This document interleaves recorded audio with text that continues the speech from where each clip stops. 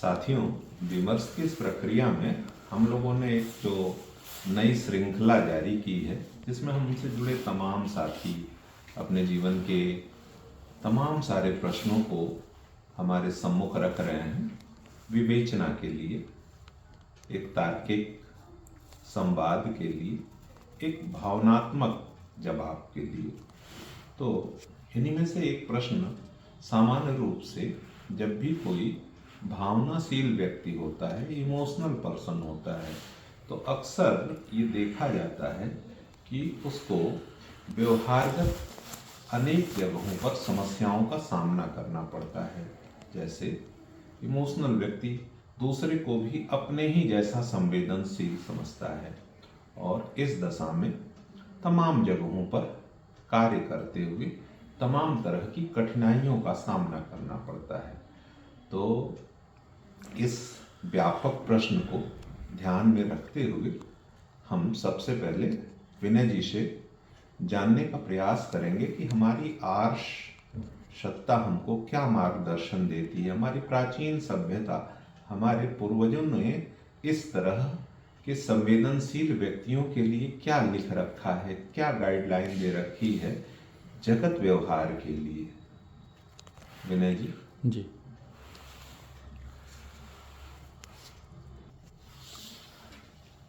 अभी जो प्रश्न ओम जी ने किया, यह महत्वपूर्ण इसलिए हो जाता है क्योंकि चाहे वह आध्यात्मिक व्यक्ति हो, चाहे सांसारिक व्यक्ति हो, जो कॉन्शसनेस और मैटर का द्वंद्व है, वह चेतना और संसार के बीच का भी द्वंद्व होता है। तो उन्होंने मुझसे आर्ष परंपरा की बात जाननी चाहिए। तो जो आर्ष परंपरा है वो व्यक्ति के जो मनोभाव हैं, गीता के अनुसार मैं बोल रहा हूँ, 3 तरह से बांटी जाती है: विवेक प्रधान, कर्म प्रधान और भावना प्रधान। तो जो व्यक्ति विवेक प्रधान है, तो सबसे पहले कोई भी कार्य करते समय उसके मन में आता है क्यों यह कार्य किया जा रहा है। तो अपने मन में स्पष्टता से निर्धारित होना चाहिए विवेकी व्यक्ति को कि यह कार्य मैं क्यों कर रहा हूँ। अगर इस क्यों में अगर आप इमोशनल हैं तो बाधा है। विवेक जो भावना है उसको अपनी तार्किकता से काटता है, और जो विवेकी व्यक्ति है अगर उसके सामने इस तरह की कोई बात आती है तो अक्सर जो विवेक है उसके लिए संन्यास मार्ग या एकनिष्ठ अध्यात्म मार्ग का चुनाव रहता है। तो उसमें उसको अपने चित्त की रक्षा करनी चाहिए, अपने विवेक की रक्षा करनी चाहिए। बाबा शरणानंद बोलते हैं कि प्राप्त विवेक का सदुपयोग करना चाहिए। कोई ऐसा व्यक्ति नहीं है जो विवेकी व्यक्ति जिसको संसार दिन में 4 बार यह न बताता हो कि वह आपकी चेतना पे क्या कार्य करना चाहता है। अब दूसरी बात आई, जो रजोगुणी व्यक्ति है, जो कर्मशील व्यक्ति है, तो कर्मशील व्यक्ति के लिए कर्म के माध्यम से चेतना का विकास है। तो वहाँ पर अगर इस तरह की कोई बाधाएं आती भी हैं तो उसे सहन करना उसकी तपस्या है। जैसे मान लिया कोई अध्यापक है और वो अपने कार्यक्षेत्र में है, उसको कोई दिक्कत आ रही है, तो वह बच्चों को जो पढ़ाना चाहता है, जो अपना अवदान देना चाहता है, उसको ध्यान में रख करके अन्य चीज़ों को सहन करे। अर्जुन को भगवान ने कहा सहन कर। तितिक्षा जो वेदांत की है वो भी सहन करने की बात है, और कहा प्रसन्नता के साथ सहन कर। हमारे गुरुजी कहते हैं कि उनको कभी कोई कटु वाक्य कह देता है तो वो उसका धन्यवाद करते हैं कि उस समय उनको अपने चित्त के परीक्षण करने का अवसर प्रकृति ने प्रदान किया। तो कर्म मार्गी व्यक्ति के लिए अपने कर्म पर अर्जुन की तरह एक निष्ठा के साथ कर्म करना और बाकी जो व्यतिरेक उसके चित्त में आ रहे हैं उसको सहन करना।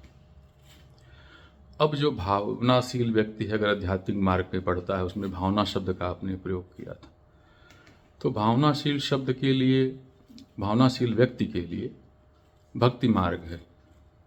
जो भावनाशील व्यक्ति है वो भगवान के साथ या किसी इमोशनल रिएक्शन भावना का रखता है अपना, तो उसमें वो भगवत इच्छा मान लेता है कि मेरे चित्त के परिष्कार के लिए, मेरे सुधार के लिए मुझे इस परिस्थिति में डाला गया है जिसमें से मैं तप के निकलूँगा या निकलूँगी। तो वह भगवान का अपने लिए उसको प्लान समझता है, जो कि भगवतीय सत्ता में कुछ भी अशुभ नहीं होता है। अगर भगवतीय सत्ता में कुछ भी अशुभ समझ में आता है तो भगवतीय सत्ता पर पूरा विश्वास माना नहीं जाता है। तो ये 3 जो तरीके हैं गीता में बताए गए हैं, आर्ष परंपरा के माध्यम से मैंने उसको बताया। अब एक है योग में कैसे इसको करते हैं। बाबा तुलसीदास जी ने क्या कहा है। बाबा तुलसीदास ने सीधे कहा कि अगर आर्ष परंपरा ओम जी ने कहा इसलिए मैं उसको बोल रहा हूँ, अगर आध्यात्मिक लक्ष्य है तो बाबा तुलसीदास कहते हैं कि उसमें से तुरंत निकल जाना चाहिए। कर्मशील व्यक्ति को तत्पर होकर के सहन करते हुए उसमें कार्य करना चाहिए, और भावनाशील व्यक्ति को भगवत परिष्कार मेरे अंदर हो रहा है इस तरह अपने कार्य क्षेत्र में काम करना चाहिए। ओम जी, जो मेरे समझ में है मैंने आपको बताया, आप बताएं। एक अद्भुत व्याख्या। प्रश्न बड़ा सामान्य सा था। आज के दौर का मैनेजमेंट और हम लोग मतलब गहनतम विवेचना में चले गए, और जब भी किसी समस्या का अस्थायी समाधान ढूंढना होता है तो निश्चित रूप से समुद्र में गोताखोरी करनी होती है तो मोती निकलता है। फिलहाल इन्हीं बातों को घुमा फिरा कर किसी दूसरे संदर्भ में अगर देखना चाहें तो सबसे पहले जब भी हम कार्य कर रहे हों तो उसका लक्ष्य जो है वो सफलता, और उसका प्रसाद उपलब्धि जो है वो आत्मिक प्रसन्नता। अगर हम यहाँ तक समझ जाएं तो ज़्यादातर लोगों का संबंध संपर्क कट ऑफ हो जाता है। हमारी जो भी ड्यूटी है वो हम एग्जीक्यूट करें, पूरी तरह से एग्जीक्यूट करें अपनी क्षमताओं में, और उसमें जो कुछ भी हो रहा है पॉजिटिव नेगेटिव उसको हम अपना लिए अपने आनंद का विषय माने। कुछ किया, कुछ गलतियां रह गईं, उन गलतियों के लिए हमको थोड़े से दंड भी मिले तो वो भी एक तरह का अपने लिए प्रसाद है कि अब अगला जो लक्ष्य होगा उसको और बेहतर ढंग से करने का प्रयास करेंगे। दूसरा, अगर हम दार्शनिक दृष्टिकोण बना लें तो समाज में एक साधु का स्वभाव, हमारे यहाँ सबसे बड़ी परंपरा साधुओं की है।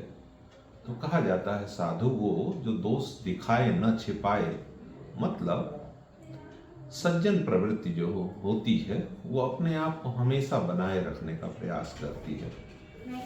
जैसे एक पुरानी कथा याद आती है जो बार बार दृष्टांत दी जाती है कि एक स्कॉर्पियन बिच्छू नदी के किनारे था और एक साधु बेचारा बार बार उसको उठा करके बचाने का प्रयास कर रहा था और वो डंक मारे जा रही थी। अब ये कथा उस समय कितनी समीचीन रही होगी, लेकिन फिर भी प्रेरणा देती है कि अगर समाज की विद्रूपताएं, नकारात्मकताएं, नकारात्मक व्यक्ति इतने दृढ़ हैं, इतने मजबूत हैं कि वो अपनी नकारात्मकता को नहीं छोड़ रहे हैं, तो सकारात्मक व्यक्तियों को भी, पॉजिटिव व्यक्तियों को भी और संघर्षमय स्थिति में होना चाहिए। आनंद के साथ उनको अपनी प्रवृत्तियों को और स्ट्रांग बनाना चाहिए। हो सकता है शायद बार बार उन बिच्छुओं को डंक से साधु के हाथों की जो त्वचा है वो इतनी स्ट्रांग हो जाए, या कुछ केमिकल ऐसे हो जाए कि उनसे बदलाव की शुरुआत हो जाए। तो जब भी सकारात्मकता इस भाव में उठती है तो दुनिया की सारी नकारात्मकताएं समाप्त हो जाती हैं। अंधेरा भयानक होता है लेकिन दीपक की रोशनी से हार जाता है। तो हमें पॉजिटिव रहना चाहिए। दूसरी बात इमोशन की है, तो इमोशन को हमको ज़रूर समझना होता है। ये इमोशन जो है ये बृहद बड़े रूप में जाए, ये केवल अपने लिए इमोशन ना हो, इसका एक उद्देश्य हो, और वो उद्देश्य अपने कार्य के लिए हो कि उस कार्य में कितना आनंद आ सकता है।